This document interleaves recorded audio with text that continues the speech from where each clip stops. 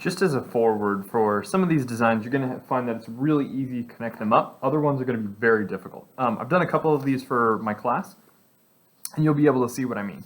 So if we take a look at this guy, when I had to switch this one over, I had a little bit of an overhang here, so that means that this this top wing extended a little bit further than the underside of, or than the other side of the eagle. If you get this as centered as possible, like if you actually measure it this side and they're equal, that should mean that they should marry up no problem.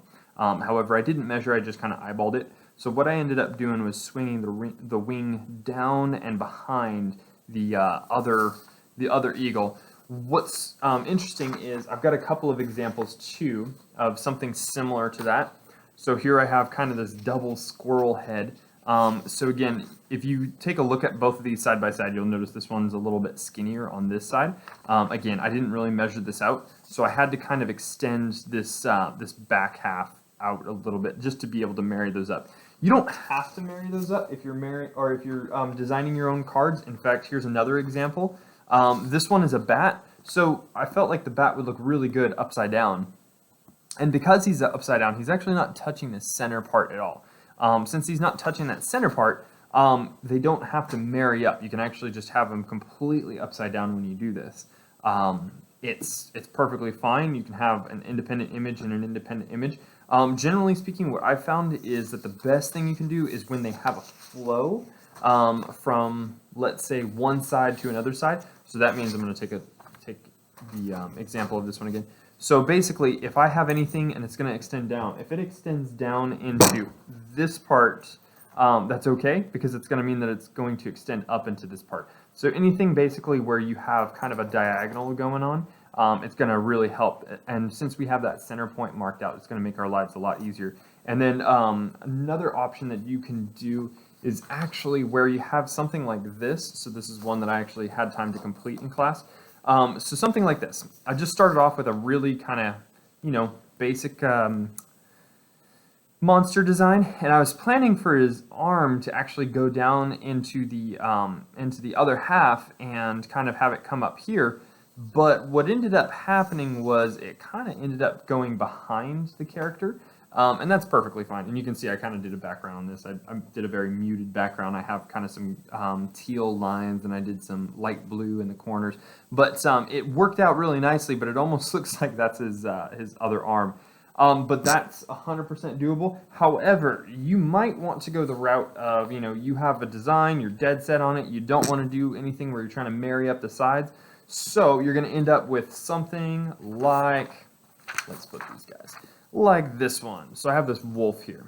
So I love this wolf. This wolf looks great. I think it's excellent. However, one of the things you're going to notice right away is, like I said, if you're trying to marry everything up really nicely, this guy has a lot on the right side and almost none on the left.